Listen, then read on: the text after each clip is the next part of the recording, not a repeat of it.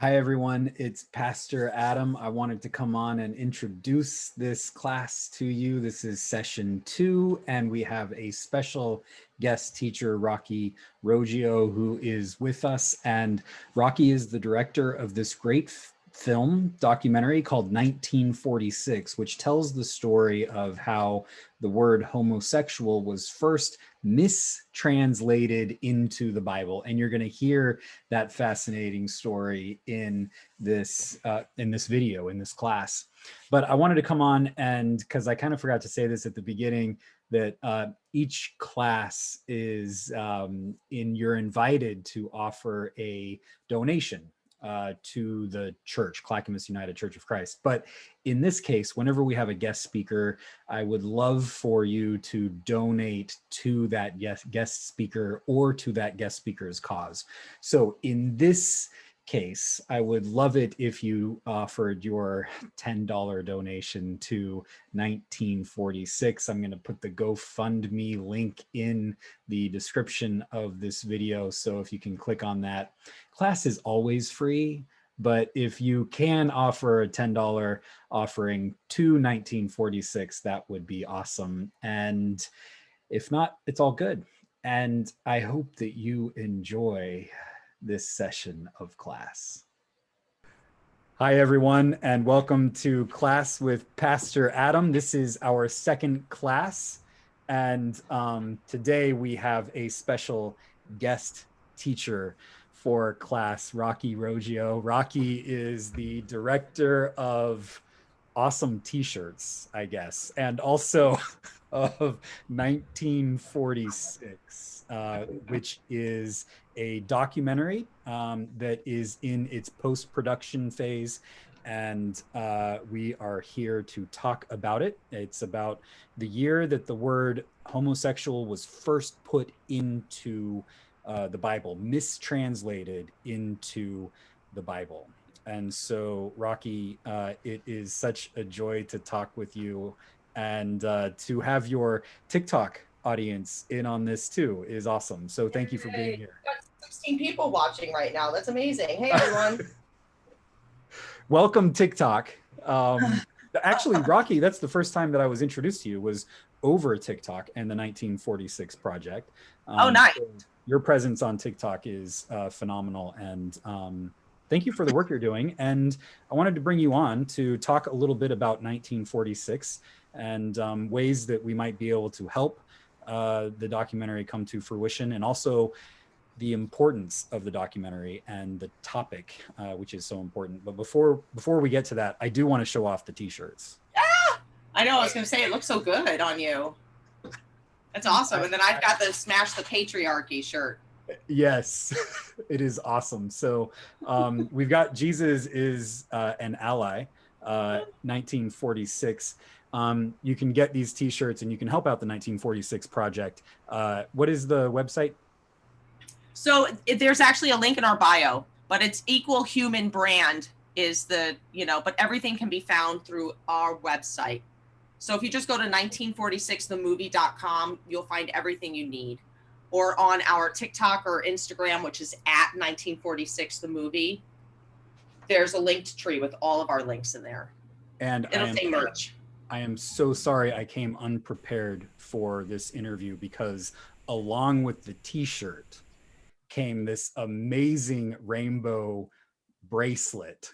Yeah. That has a message on it, and I threw it on my desk, and my desk is chaotic, so I can't find it anywhere. So yeah, I get that. And the awesome bracelet. So yeah, the owner of the store, she and I we played high school soccer together like years ago. I won't say how many years ago. But she started this company, and we needed t-shirts, and so it just kind of helped out. But yeah, she really does a great job with the packaging and the extra care. So I'm glad you appreciate it.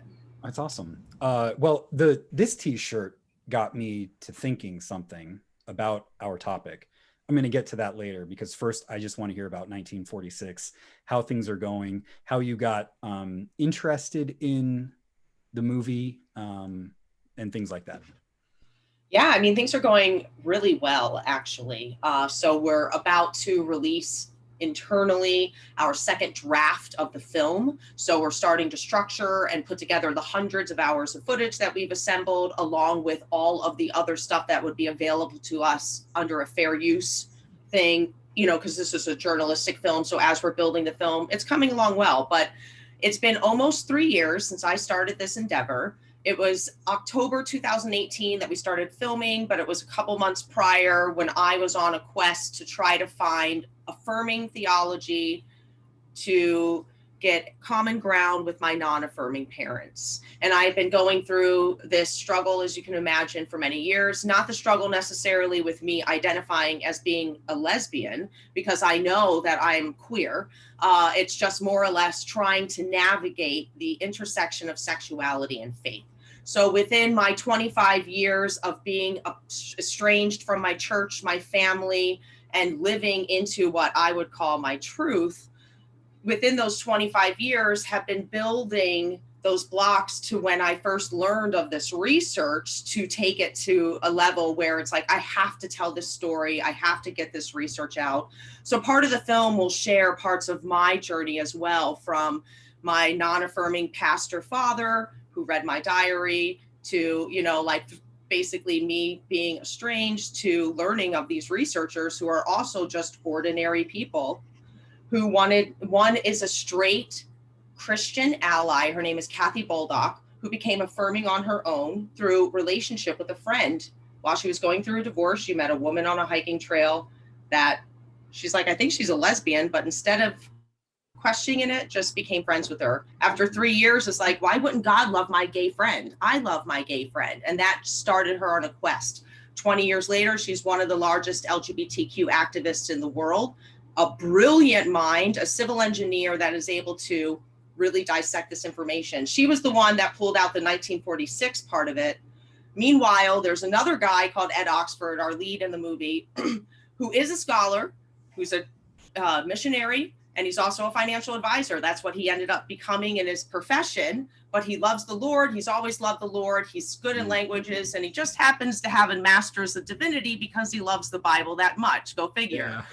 Yeah. Years later, you know, as he's struggling with his own identity, and he literally was prepared to kill himself because he's been hiding himself for so long, praying, trying to pray the gay away, knowing one day God is going to take a magic wand and he's not those dirty homosexuals he hears about in the church. It's not going away. In about 2014, a friend is like, you've got to go hang out with gay Christians. And he was like, what? So he heard Kathy Baldock's 1946 mistranslation. He took it to the next level. He's taken now his scholarly MDiv abilities with his financial abilities, and has spent tens of thousands of dollars collecting Bibles and lexicons and dictionaries in multiple languages from all over the world to get to the bottom and answer the question through scripture. Am I a great abomination, and does God condemn gay people? So the two of them are the ones who discovered at Yale University, which is the thesis of our movie, primarily around 1 Corinthians 6, 9, and 10, which was the first verse to ever put the word homosexual in. And they wanted to ask the questions, trying to leave their biases aside as much as possible. Wow. And being fully authentic researchers. We just want to know the truth. Was it cultural and ideological, this decision, or was it theological? Yeah. And they found a series of letters from the most academic translation team, probably in history, the RSV, admitting, having the humility to admit to a 21-year-old seminary student who challenged them on their mistranslation to say that they got it wrong. So the film focuses on the ordinary people who are driven to tell this story, the phenomenal piece of physical evidence that was pulled at Yale University, and then the men who actually made the decision in the 30s when they were actually doing the work, to then their work in the 60s where they changed the translation. And they had the know-abouts to know that this translation would be used as a sacred weapon against a defenseless minority group, which is the LGBTQ community, if it wasn't managed properly. So we look at those things. We want to show the evidence with indisputable facts that will lead people more toward wanting to read the book, which Kathy and Ed are writing a book about these discoveries. It's called How the Bible Became Anti-Gay, Forging a Sacred Weapon. So when I stumbled upon this, I'm just a filmmaker who has had these verses used against me. And so, as I was saying earlier, I felt it would have been irresponsible of me not to make this movie because I know the power of media, and we have an opportunity to get this seen all over the world so people will actually read the book. And then hopefully people will be able to admit, maybe we got this wrong and maybe we need to reevaluate this, because that's not an easy thing for a conservative to do, or anyone to do. I mean, the first step is admittance that maybe we've got it wrong. And so we need to finesse these themes and this research with that in mind. So that's how I got started. I'm a member of the LGBT community impacted by this. And I feel strongly that this is research that can change the world. So here we are. Awesome. Friends, if you've got comments or questions, you can put those in the chat section and we will bring those in. And Rocky, do you have any comments or questions from TikTok? Yeah, so Timoth says, that's my friend Adam. Oh. Hey, Rev Timoth. And then we have lots of hearts face and smiley faces and sharing of the lives, and yes, contact, all that stuff. So everybody's just really excited to be here. I want to give a shout out to Timoth, because he is rocking the fundraising for this. Yes, so he is. Yeah, that's fantastic. Well, Rocky, there's so much in what you just said. It's kind of hard to know where to start. But one of the things that really touches me about your work is what kind of how you just ended, which is you have this mission to get the truth out there about how this was mistranslated and how nobody likes to be wrong. I'm sure we know what the hose is. And can you mute everyone that's not on? Right. Oh wait. Yes. Thanks. He'll be home soon. There we go. Thank you. Thank you.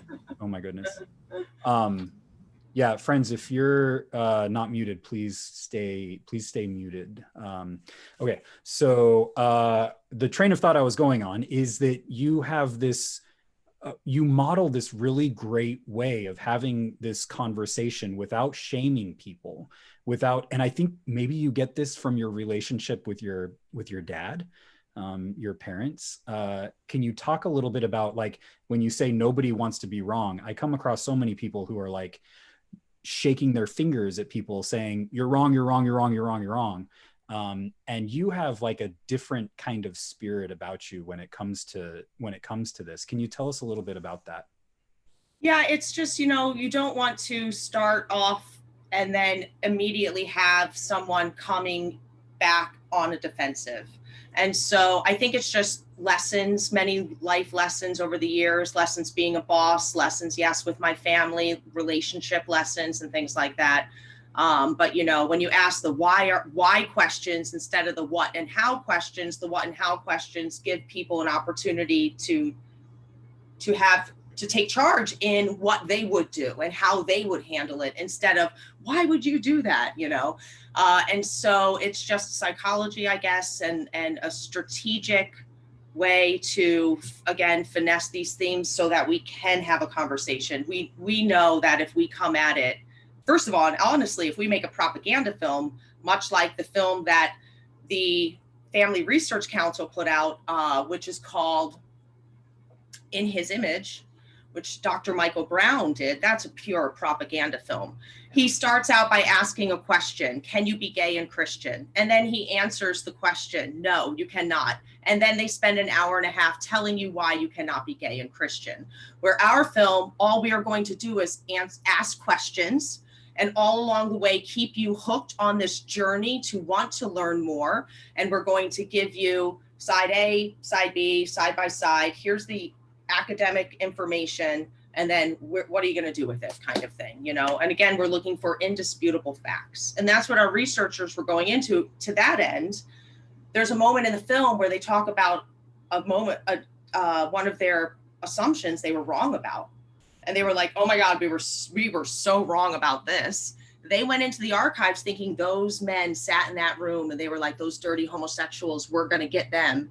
And we're going to, they thought it was malice. They found no malice at all. Instead, they found good, God-fearing Christian men who cared about the community, who answered every letter that they got, who wanted to change voting laws in their community. So people who couldn't afford to pay a poll tax to vote could actually vote in their community. They found letters with shopping lists and things that they were going to pick up for their wife on their way home. You know, I mean, like, they were like, these were fantastic men who actually were like, oh, you have a good point here. Let's take a look at this and see what we can come up with together.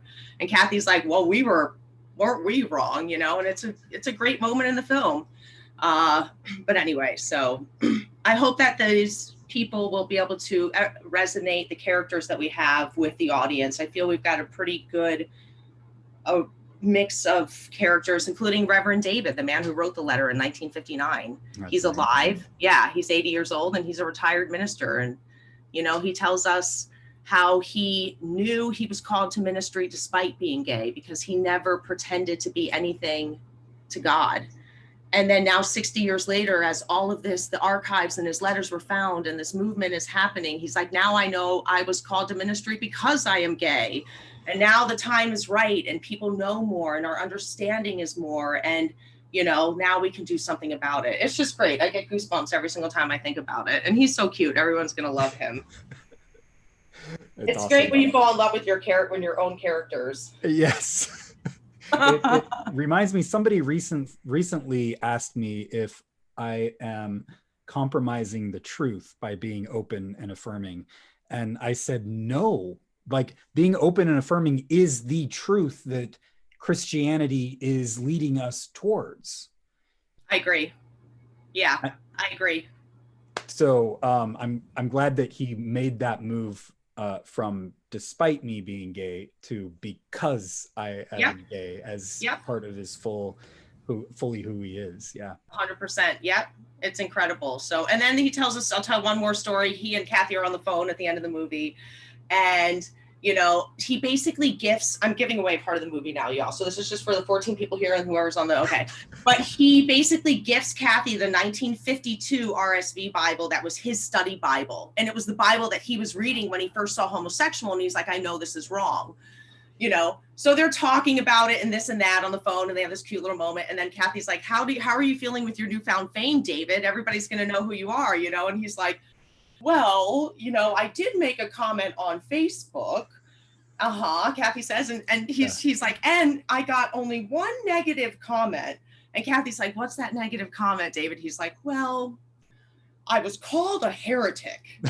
And they start cracking up, and he's like, but at least I'm in good company. I'm up there with Galileo and I'm just, it's so cute, you know, but it's just great. I can't wait to show you all. We've been working on it for, like I said, 3 years.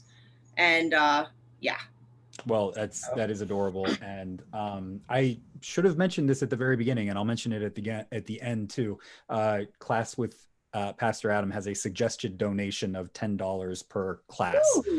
And this class, I'm asking people to donate to 1946, not to the church, but to 1946. And I'll put a link later on you can find it by Googling 1946 and GoFundMe. And you can donate to it there. And that's where Rev Timoth is racking up all the donations. So yeah, but you should make sure they donate under your name. I know. I need some help, friends. I need some help. So I'm going to put the link in the bio. And then if you donate under this link, find Adam's name in the link. And Adam will get the credit for it. It's a little fun competition we're having in our peer-to-peer fundraising campaign. So perfect. So we've got some questions and comments in the chat section. I want to bring those in. So Joshua says, the Presbyterian Church of Canada recently decided to recognize gay marriage, but my church sent an announcement that they would continue to follow traditional marriage only. I love my church, but want to be an ally. Any advice on just starting a conversation with the session leadership in my church? Oh, hold on. Joshua is just coming back in. So the church as a whole is saying gay marriage is okay, but this specific church has taken it to saying they won't do same-sex unions. So Joshua, welcome back in, Joshua. We are just getting to your question now.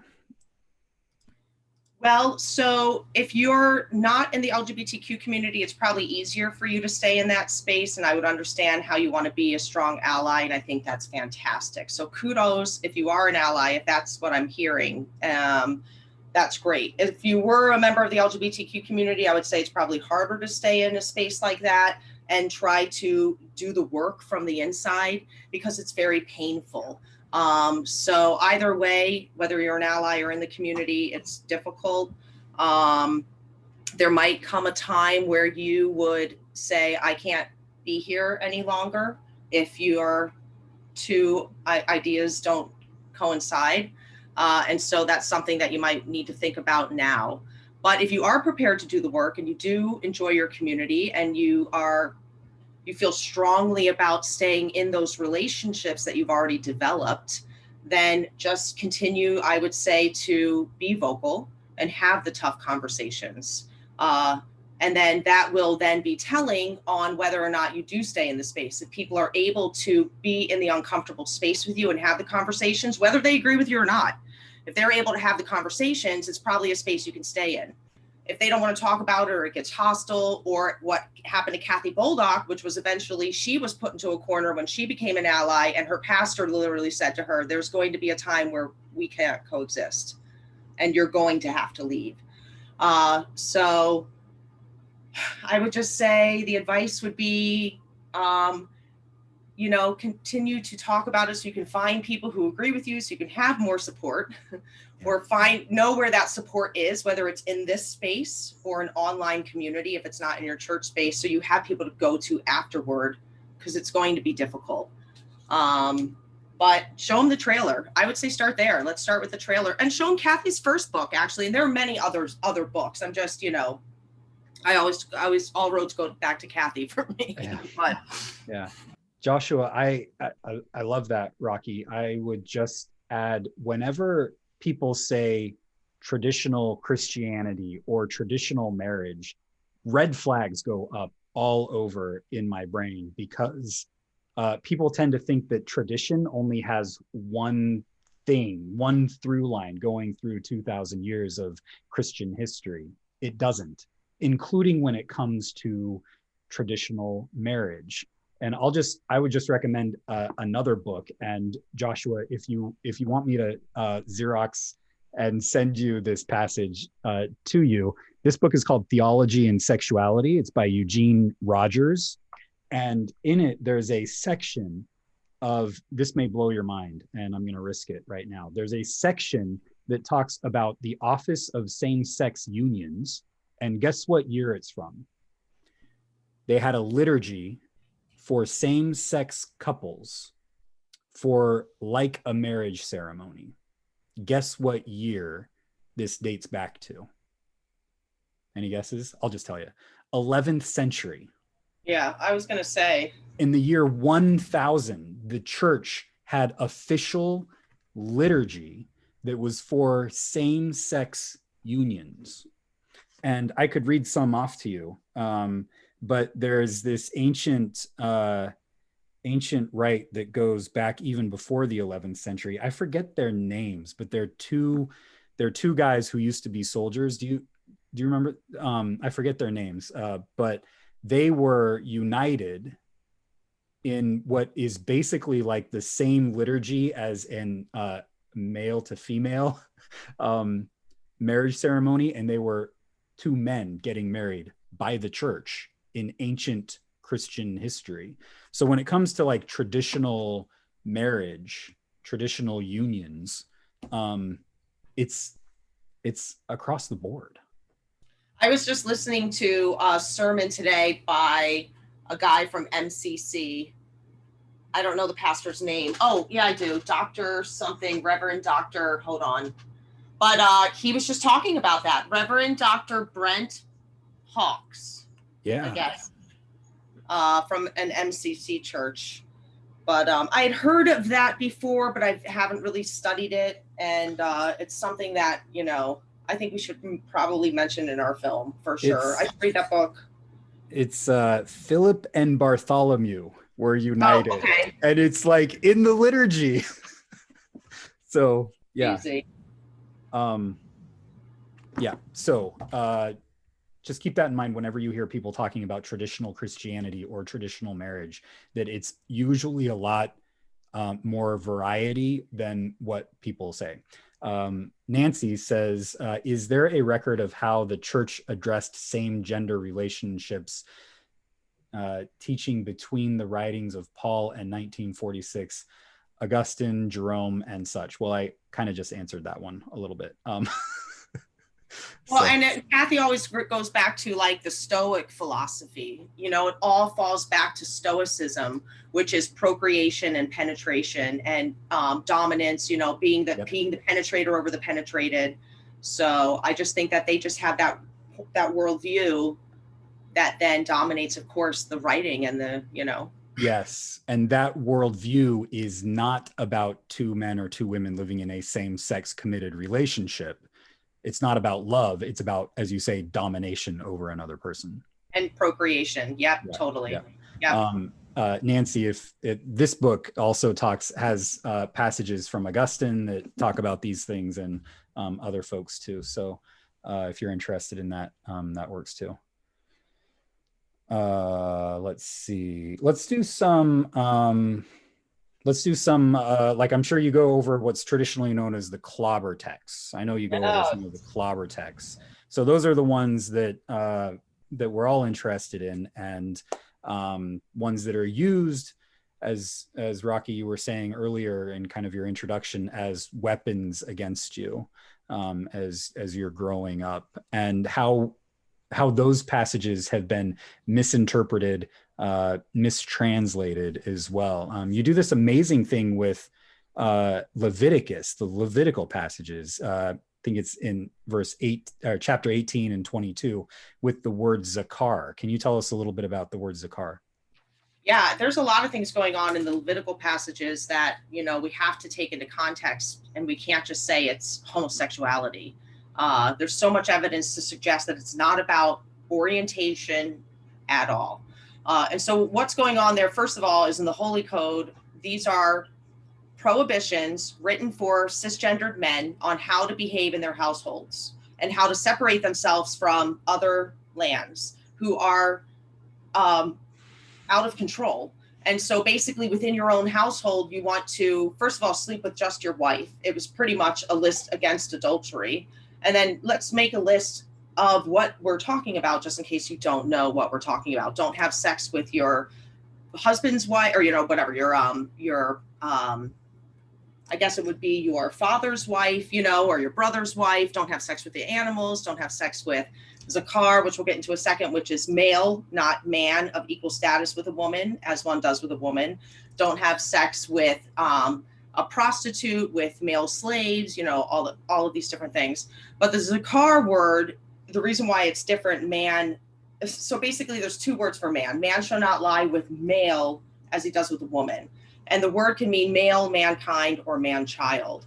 And so there's a lot of different debate on what that really means. But during the context of the times, we know that temple prostitution was going on.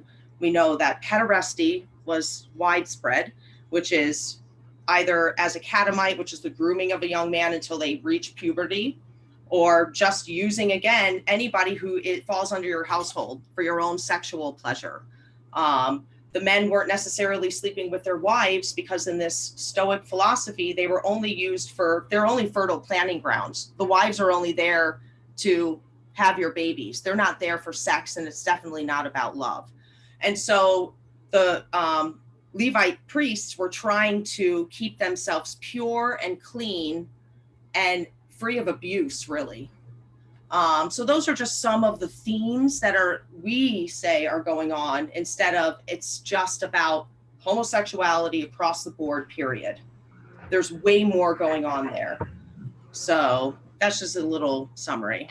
But we'll definitely go into the Levitical passages in the movie. Yeah, yeah. Zakar, I heard recently, refers to can refer to like a boy or even like a slave. It is, but what it doesn't refer to is another man who has the same power or agency that another man has. It's always, as you were saying earlier, it's always Zakar is a position of dominance over another person. That sounds right. That is correct. Yep, yeah. Totally. Yep. So there's Romans passage is another big one. Romans is a really tough one. So Romans 1:26-27 is where they exchange the natural for the unnatural. And, even the women exchanged. It says even their women exchanged, really, which is really interesting, the use of the word their, because it's not women who are lesbians. These are women who were married to the men who were exchanging something natural. And the only thing that would have been natural is sex for procreation. So the women could have been giving oral. They could have been receiving anal. That's something that's unnatural. Their women received something unnatural. Now, where translators will say it's about women having sex with women and men having sex with men is because then the follow-up, it says, and then even the men exchanged the unnatural and they turned for lust for one another or something like that, right? But again, if you look at the verses before, they were talking about giving something up and exchanging it. So there's an exchange going on. And what is this exchange? They had already exchanged, like, they're worshiping idols, and they had chosen to put away the God of the Israelites and worship these other gods. And so it was something that was going on in the land, and it was temple prostitution. And Paul's like, no, you're not to do these things. But they weren't gay people. You know what I mean? Like, it was not like these were gay people who were like just going, and they were having actually big orgies together, Yeah. Sorry, that was a little graphic. We can't talk about Romans without some, We like graphic here on Class with Pastor Adam, so it's all good. We're trying to figure out how to tell that story and the Sodom and Gomorrah story, because I'm still my father's daughter. I'm like, the movie has to be G-rated. Everything has to be rated, and I was like, we can't. I'm like, oh my, we'll start talking about different things, and I'll start blushing. And Janet, my one producer, is like, whatever, just show it. I'm like, no. That is hilarious. I was doing a little research for one of my videos, and because I was reading First Kings, and it talks about the temple prostitution that's happening in Israel at the time. And it's interesting because it calls the male temple prostitutes dogs. And I was like, what is this? This is really weird. So I did some research. I just did a Google search for First Kings and dogs and male temple prostitutes. And I came up with this conservative article, which was trying to say that this is why homosexuality is bad in the Bible. But the guy ends up saying that, yes, there were male temple prostitutes and they were dogs. And part of the controversy in this is that they thought that maybe the male temple prostitutes were having sex with like women that came. But this guy was like, no, there's no way that women would come there and do that. So this is men having sex with men as male temple prostitutes. And the prostitutes there were labeled as dogs. And so this guy says, there you go. This is all about homosexuality. But it's not. It's about, as you keep saying, it's about heterosexual men, or assumed to be heterosexual men, going and having sex with other heterosexual men and then going back home to their wives. Totally. 100%. Yep. And this is just another, like, it's just, how do we, like, to me, it seems so obvious, Rocky. I know. And I asked that to the scholar that we interviewed in Chicago, Dr. Anderson. It's like, it's so obvious to us. Why do other scholars think this way, And her answer was pretty much like, we all fall in line with our own biases, or, we lean toward what we want to believe. So she did have some other answers in there that I think we'll be able to use, but that's a hard one to then put in, because anybody can say the same thing about us. Right. So we're going to come to the conclusions that we want to, and all this stuff. So again, that's why we need to finesse these notes in the film, not come at it with an us versus them, and we are right, you are wrong. This is a purely academic, theological, relational approach to a real moment in time, based around real letters that we found at Yale about real men that sat in a real room in the 30s that made a real decision that has impacted our reality. And when you talk about tradition, and if you want to say that, if people say, I have the traditional point of view, Kathy and Ed will always be quick to say, oh, so you mean you believe that homosexuality is not a sin because this anti-gay theology is relatively new. It's only 50, 60, 70 years old. We've never used 1 Corinthians to clobber to, an LGBTQ person prior to the 70s. And so their argument is that tradition, just like you pointed out with the same-sex unions, this has not always been the tradition. So if you tell a lie long enough, you end up believing it. And so I think that we've been lied to on such a level. And that's why, so for like someone like me growing up in the church, knowing something is wrong and it's not within me, when I'm being told there's something wrong, and I'm grateful that I'm one of the lucky ones that was strong enough to get out and do something about it, because not everybody gets out, and so how do we break these chains? And then so to that end, there's going to be enough people in the middle and enough allies sitting in those pews that just don't have the evidence or the research that they need to actually stand up and then be the ally that we need and be the voice that we need. But hopefully the film and the book will provide tools for people to actually have the strength to stand up with us, so. Love it. Friends, if you have comments or questions, you can put them in the chat. Rocky, do you have any comments or questions to bring up from TikTok? So great to have y'all here. We got Reverend Timothy doing all the moderating here. Thank you so much for putting this movie out. No questions, really. Okay. Just good things. One of my big questions is you've had these verses weaponized against you. You're in the church. Your dad's a pastor. What causes you to come back to the church? I mean, so many people.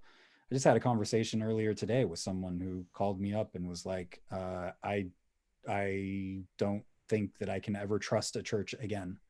And so I'm just really curious, like how did you get back into church? How did you, I don't know if healing is the right word, or how did you trust a church again?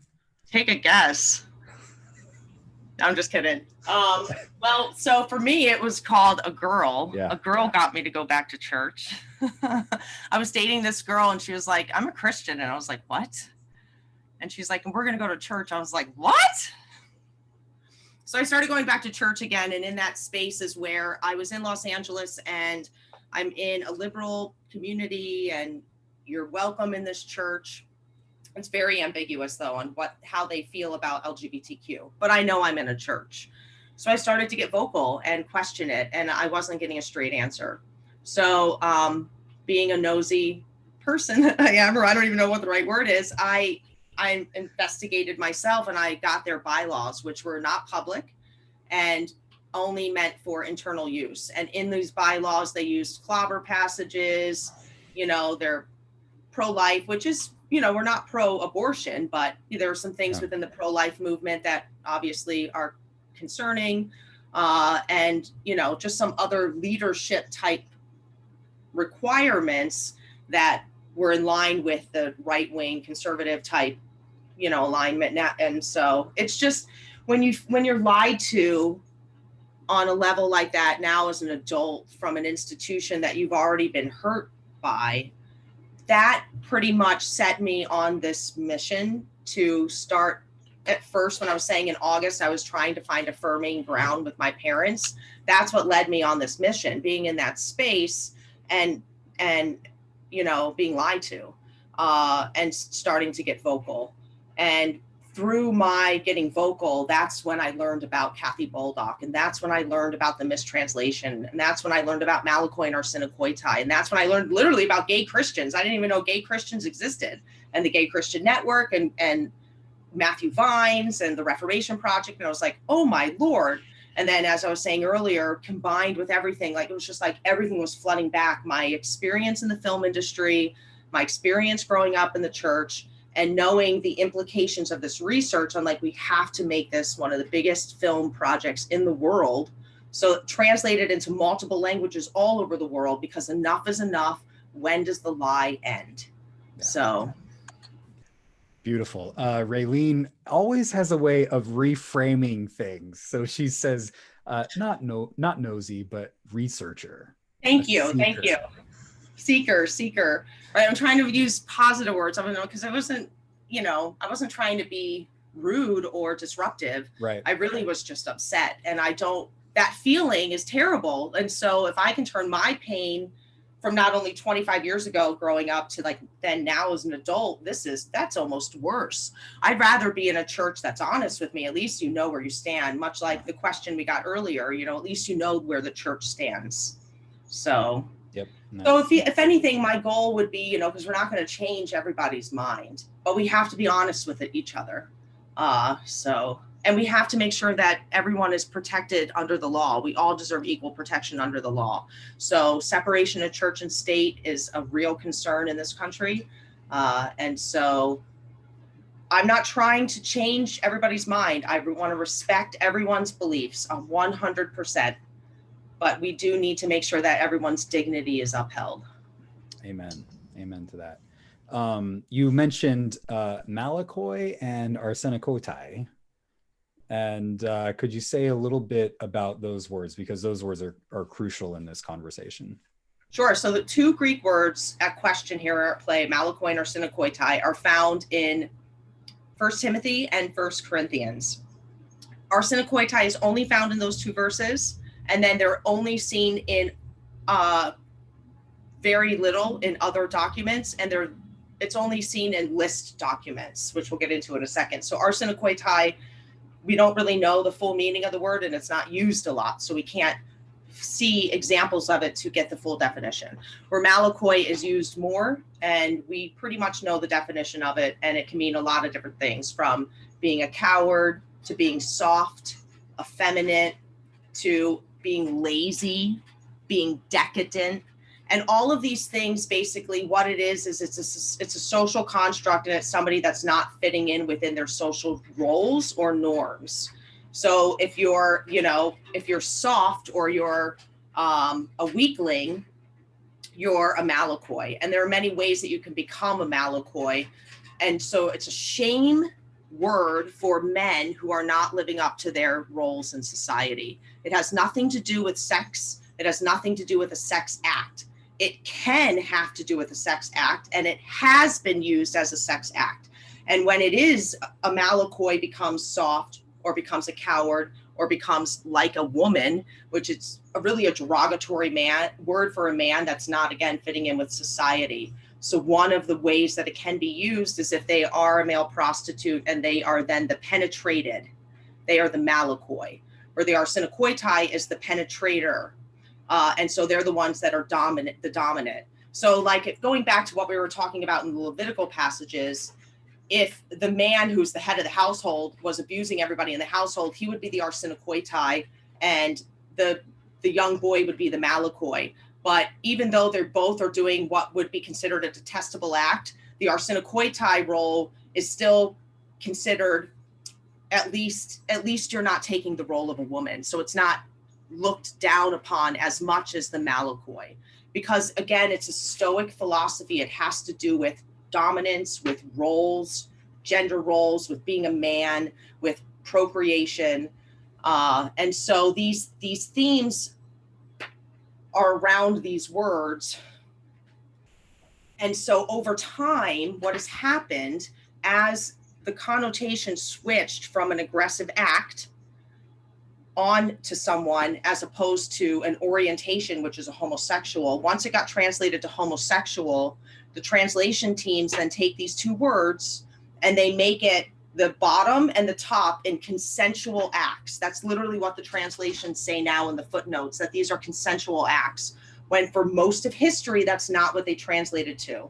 And the Malakoi word, we can show through most of history, it doesn't even have to do with sex at all. It has to do with being, again, decadent. You're overeating. You're lust. You're consumed with.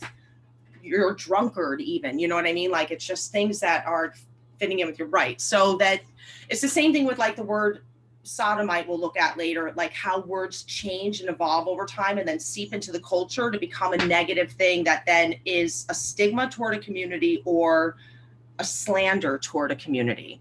So sodomy was started, a sodomite was for most of history and still pretty much is any form of non-procreative sex. Has nothing to do with homosexuality, has nothing to do, if you were a married couple and you pulled out, you were a sodomite. If you masturbated, you were a sodomite, you know? And so these are, again, are just themes about that fall into the whole stoicism. So anyway, so the Malakoi and the Assiniboine are the two words that got conjoined to mean homosexual. We'll go into way more detail in them in the movie that I could even go into tonight and bore you all with it. I mean, it's fun. It's interesting. I don't know. Is it boring? I don't know. No, it's fascinating. So my mind, as you are describing a Malakoi. Yeah. In our first conversation, we talked about how Joseph at the end of Genesis can be seen as a Malakoi. Yes. You beautifully described, and can you do it again, the coat of many colors. Yeah, so basically, you know, this coat that he wore, the word in Hebrew for this coat is only used twice in the entire Old Testament. And the only other time it's used is when it's describing a princess's garment. So he's literally wearing a princess dress. So is he getting exiled from his brothers because he's wearing women's clothing, which we know in Deuteronomy, it says not to cross dress. He also was his father's favorite. So what, you know, was he gay? We don't know, but he definitely was wearing women's clothing without a shadow of a doubt, you know? So I just find that interesting. And he doesn't fit in with his brothers. He doesn't fit in with traditionally what it means to be, well, there I said the word traditionally. In the story, he doesn't fit in with what it means to be a man.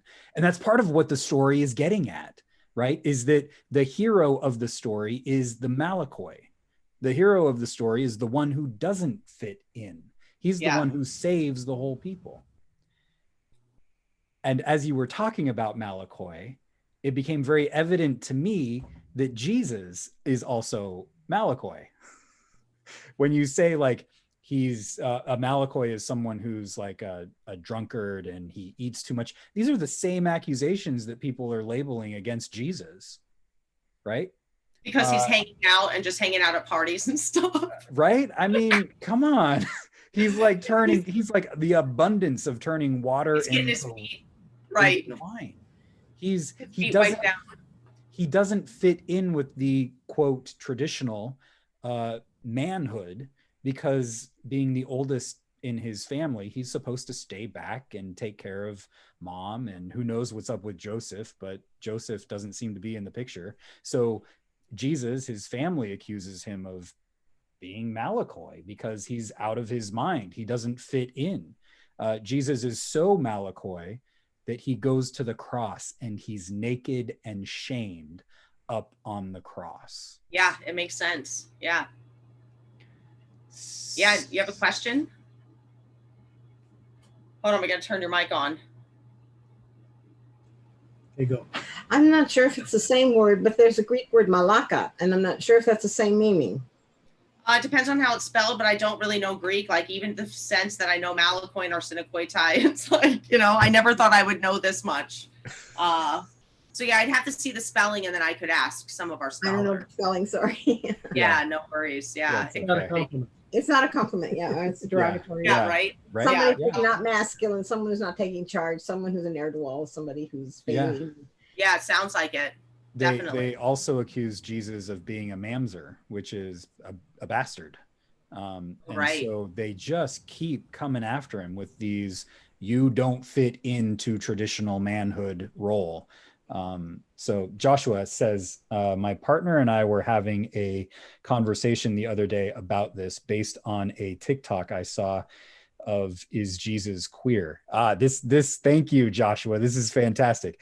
And also, did Jesus ever have sex, which is gets a little Da Vinci Code? And I know it's not in the Bible, but it's interesting conversation. So it is interesting. The first time that I came across something like this, it was 20 years ago when I was in college, and one of my professors was talking about something that was really offensive, and he compared it to somebody calling Jesus, saying that Jesus is gay. And at the time I was like, well, that's not offensive, just because we all know Jesus wasn't gay. But now over these 20 years, I'm like, well, that's not offensive because Jesus may have been gay, and who cares? It's all like, who cares? Like the scriptures, as Joshua is getting at, don't say that Jesus got married. I kind of go along with that, but I wonder if Jesus was gay or if he was asexual.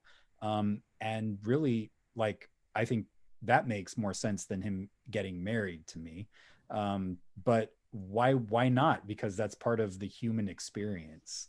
And so it would make perfect sense to me if Jesus was gay or if he was asexual. I think he's referring to the TikTok where they were pulling out the Bible verse where it said that Jesus struggled with temptation. With something. Yeah, temptation, but I don't know. I couldn't follow their logic there, though. For some reason, it went over my head as far as like, is it a sin or not a sin? Because wait, is he gay? I don't know. I was just like, whatever. But I think that's the one they're talking about. It has to be. Yeah. I thought it was interesting. Yeah, I haven't seen that one, but yeah, I think it's a good conversation. Do you think, what do you make of Joshua was asking about the Da Vinci Code and Jesus ever having sex? I mean, I love the Da Vinci Code as far as like an entertainment piece. I don't really know if, that could be possible. It's fascinating. I think it's interesting. But yeah, I don't really go there. I will say that ever since I started this movie, I've been putting in all of our written proposals that this is the Da Vinci Code of like the documentary Da Vinci Code. We're going to be at the basement of Yale University, and it's this big discovery, and I've written so many different proposals for this film as it's evolved and changed, and grant proposals, and you have to write each grant proposal, you have to do a different paper for it. So, but every time I'm like, the Da Vinci Code. And so now recently we have our opposition chiming in on it, and they're concerned, but they're literally telling their audience that we're the documentary Da Vinci Code. And I'm like, done, sold. My work here is done. It's working. That's fantastic. Jessica says, maybe Jesus was tempted by the ease with which he could acquire wine. I would be too. That's amazing. Yeah, that's awesome. Nicely done, Jessica. That's awesome. So we didn't talk about Sodom and Gomorrah.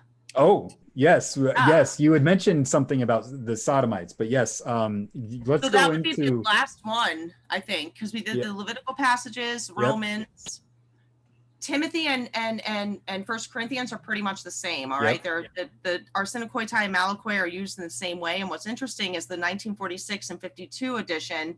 The 46 was just the New Testament. The 52 was the full Bible.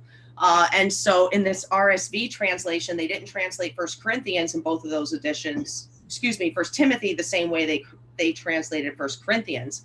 And that was in the letter. The man asked him, why didn't you translate Timothy this way? And, they really just didn't have an answer, which proves the point even more. It's like they're not even being consistent with it, Yep. Anyway, so Sodom and Gomorrah. So Sodom and Gomorrah is confused with homosexuality. I don't know why. I think basically what I think is going on is it's easy to create another. And the church has been good at creating another and putting the blame. I think that Sodom and Gomorrah is probably the most famous scapegoat story ever. And unfortunately for the LGBTQ community, what happens is, again, when you shift the blame from an aggressive act that has a victim, it's a horrific act, what we see in Sodom and Gomorrah, and the parallel verse, which is in Judges 19, same story, pretty much.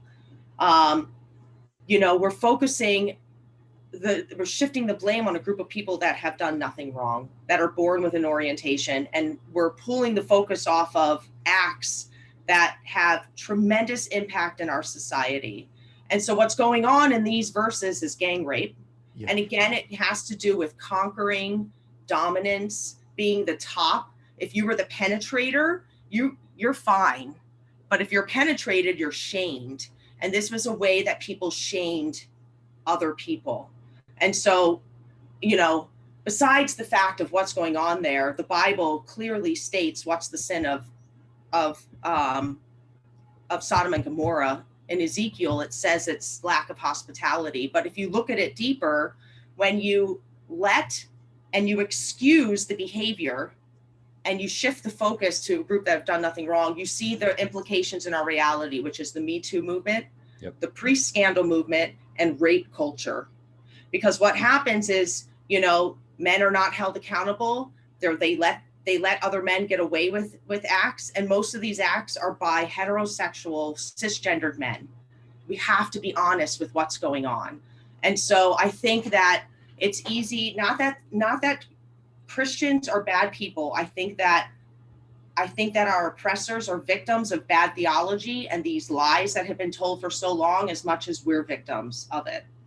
So again, that's why we need to finesse these notes, but we have to be honest with the text. So we spend a lot of time on Sodom and Gomorrah and the parallel Judges verse in our movie, and pulling out these themes of the Me Too, the pre-scandal, and the rape culture. That is a reality because we're missing the focus.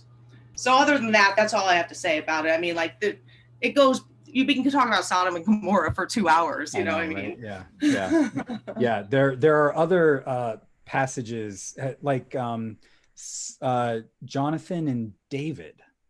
The Bible never explicitly talks about same-sex committed relationships, which is why we know these Clobber texts are not about same-sex committed relationships, but about abuse, as we're talking about. But what do you make of David and Jonathan and their relationship? It's sure.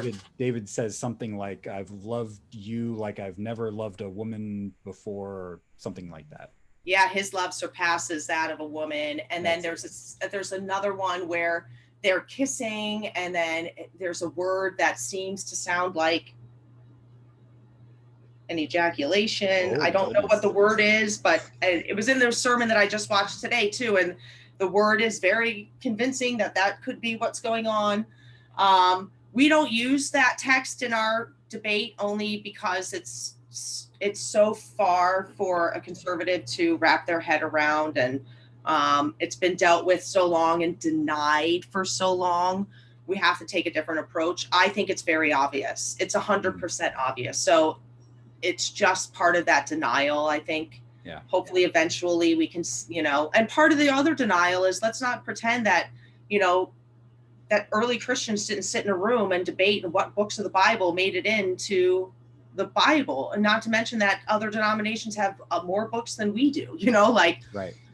we have the best representation of God that we can. And so for me, being a Christian means living by what Jesus stood for, which is standing up for the oppressed, the widow, the poor, all of these social justice themes. So, yeah.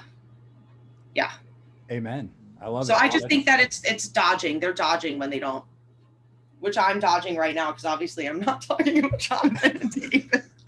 I feel like Caitlyn Jenner's interview in The View. Did you see that interview? She like dodged every question. Oh gosh. Oh yeah, totally. That's another story. Forget it. That's awesome. Good stuff. Joshua says, "I'm glad I followed through and joined this call." Joshua, I'm glad you did too. Thank you for your comments and questions. Joshua, yeah, I'm a little over animated if you can't tell. I try to calm it down every time, but you don't calm it down, Rocky. It's part of your awesomeness. It's fantastic. There's this other story in the Bible that I just want to get out there because I just learned about it. It's in First or Second Samuel. It's where David sends a group of people to one of his rival countries. They're almost like they're been at war. Israel and this other country, I think it's Moab, have been at like war frequently. And David sends his troops off to this new king because his father just died, and to like say, hey, sorry that your father died and stuff. And then, well, this new king, his entourage says, they're come here to spy on us. You know, they're coming here to spy on us, not to be nice to us, but to spy on us so that they'll come and kill us later on.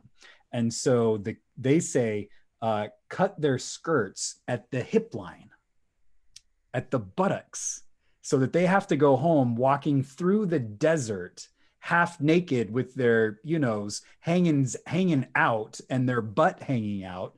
And why does he have them do this? In part to shame them, but also in part so that when they get back to Israel, all of the little boys point their fingers at them and laugh. And all of the men there are like, what happened to them? Like, have they been shamed? Have they been penetrated? Like Leviticus says you shouldn't be penetrated, and then we'd have to kick them out. Except Leviticus hadn't been written yet. So. Oh, wow. Which passage is this? This is in, I think it's in 2 Samuel. I can send you the That's so fascinating. It chapter. Sounds very familiar. I do remember hearing that, but it's been so long.